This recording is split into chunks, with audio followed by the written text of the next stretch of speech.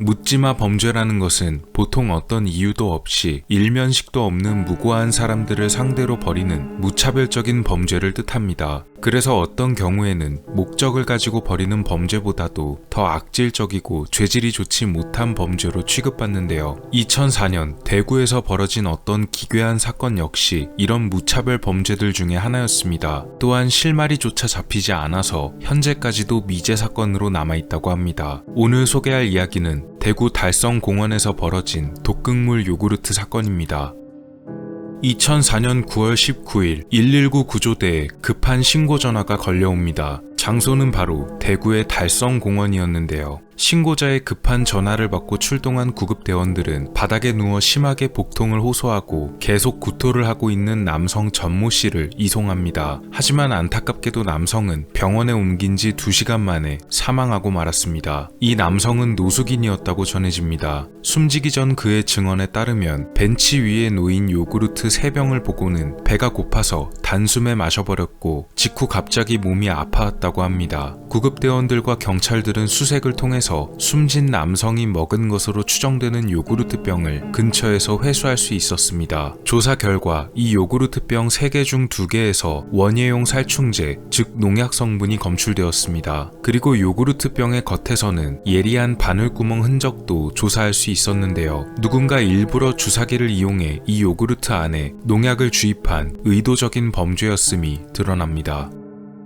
그런데 이 사건이 벌어지기 전 약 한 달 전부터 비슷한 사건이 무려 5건이나 발생했었습니다. 피해자의 연령대까지도 무척 다양했는데요. 3살짜리 아이부터 70대 노인까지 있었다고 합니다. 하지만 당시에는 이런 증상들이 단순히 벤치 위에 놓여진 상한 요구르트를 먹고 일어난 식중독 현상이라고 여겼다고 합니다. 문제는 이 사건이 달성공원에서만 벌어진 게 아니고 근처에 위치한 다른 공원에서도 벌어졌는데요. 같은 해 9월 9일 두류공원에서도 비슷한 사건이 발생합니다. 두류공원을 관리하던 직원 3명이 벤치에 놓인 요구르트 4병을 우연히 보게 되고 겉으로 보기엔 완전히 새 것 같았기에 의심 없이 한 병씩, 즉 3병을 그대로 마셨다고 합니다. 직후 직원 3명은 모두 심한 복통을 일으켰으며 설사 그리고 현기증 증세를 보여 병원으로 이송됩니다. 요구르트를 마시고 이렇게 됐다는 진술을 바탕으로 경찰은 남은 요구르트 1병을 수거해 갑니다. 하지만 이때까지도 단순히 누가 두고 간 요구르트가 야외에서 금방 상해서 벌어진 사고라고 생각했고 열흘 뒤인 9월 19일 전모 씨가 사망하는 사건이 벌어지자 이것이 무차별 범죄임을 파악하고 수사에 들어간 것입니다.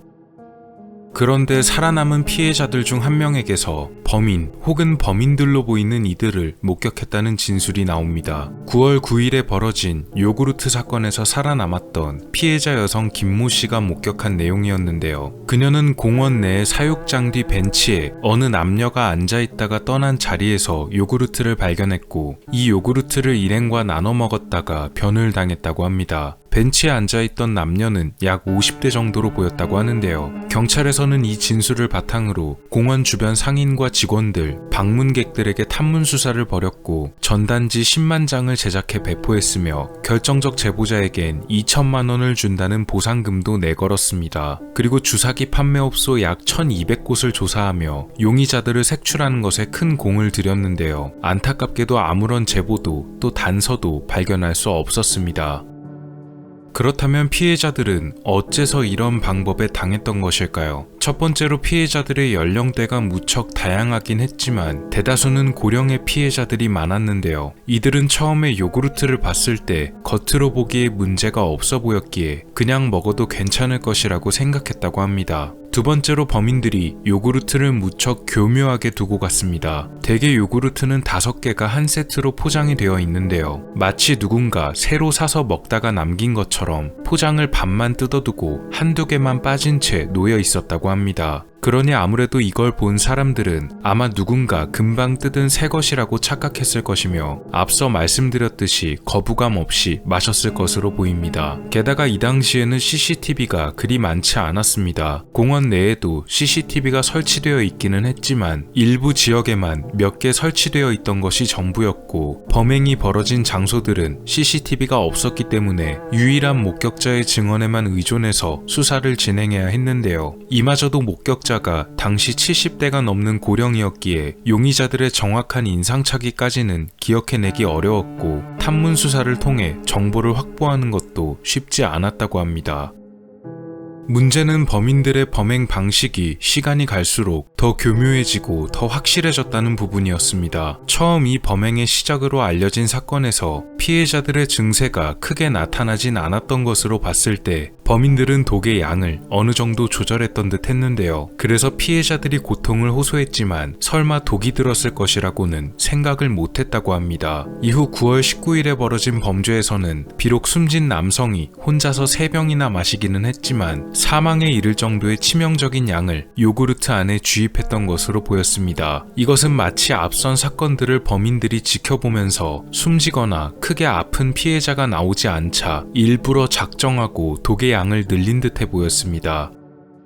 이런 여러가지 점을 들어 경찰에서는 범인들이 농약 등을 꽤 자주 다뤄봤을 사람이라는 점, 그리고 해당 지역 근처에 거주하면서 이 사건의 진행에 대해 지켜보고 있었던 사람이라는 점에 크게 초점을 맞추고 조사를 진행하게 됩니다. 하지만 용의자를 특정하지는 못했는데요. 일각에서는 이 범행이 혹시 공원 운영에 불만을 품거나 최근에 회고된 공원 직원이 아닐까 예상했습니다. 이렇게 공원 쪽에서 이런 무차별 범죄를 벌이고 이런 범행이 크게 소문이 나게 되면 아무래도 이용객들이 줄어들게 될 것이기 때문입니다. 그래서 해당되는 전 직원을 전부 조사했지만 특별히 혐의점이 있는 사람은 없었습니다. 또한 특정한 요구르트 제품을 사용함으로써 해당 요구르트에 대한 불안감을 조성하고 사람들이 구입하지 않게 만들어서 판매량을 감소시키려는 의도가 아니었냐는 말도 있었지만 범인들은 한 가지 브랜드의 요구르트만이 아닌 여러 가지 다양한 제품을 사용했기 때문에 이런 예상 역시도 빗나가게 되었습니다. 요구르트 병에 들어가 있던 농약은 이라 불리는 농약이었습니다. 이것은 굉장히 독성이 강한 물질이어서 체중 1kg당 치사량이 약 50mg 정도라고 하는데요. 범인들이 초반에 벌였던 범행들에서는 이 농약의 양을 조절해가며 주입한 것으로 보아 아마도 이들이 해당 제품의 이런 특성에 관해서 비교적 잘 아는 사람들이었을 것으로 보입니다. 또 이 당시에는 비교적 구하기가 쉬웠다 보니 판매처를 찾는 것이 그리 어렵지가 않았고 반대로 이 상품을 구입한 사람을 역추적해서 누가 용의자인지 찾아내기는 좀 어려웠다고 합니다. 그래서 이런 점 때문에 이 농약으로 인한 사건 사고가 많았고 정부에서는 결국 2012년 이 제품을 단종시켰습니다.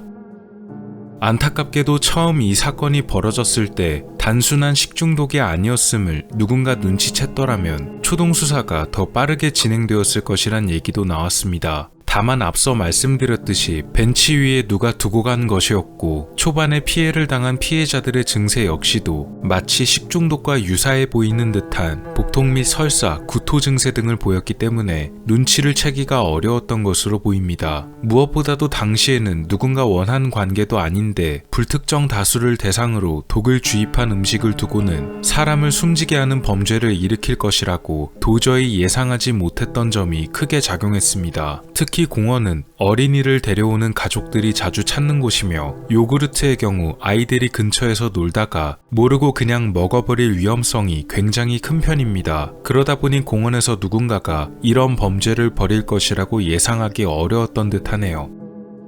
경찰에서는 꾸준히 조사를 지속했지만 구체적인 증거나 단서를 찾기가 힘들었고 80여 건에 달하는 제보가 들어오기도 했지만 결정적인 제보는 거의 없었다고 전해집니다. 한정적인 공간에서 벌어진 사건이라면 모르겠지만 범위가 워낙 넓고 또 초동수사가 약간 늦었다 보니 수사에 많은 어려움이 따랐다고도 하네요. 대구지방경찰청 미제사건 전담팀에서는 지난 2016년에 새롭게 팀을 만들고 12년 만에 사건의 재조사를 벌이기도 했지만 이미 시간이 너무 오래 지난 사건이었기에 결국 현재는 장기 미제 사건으로 남게 되었습니다. 사건에 대한 제보는 지금도 받고 있다고 합니다. 혹시 이 사건에 관한 어떤 사실을 알고 계시거나 해당 사건에 관계된 사람을 알고 계신 분께서는 대구경찰청 미제사건 조사팀의 전화번호인 053-804-2670번으로 제보해 주시면 감사하겠습니다. 한국의 기괴사건 달성공원 요구르트 사건이었습니다.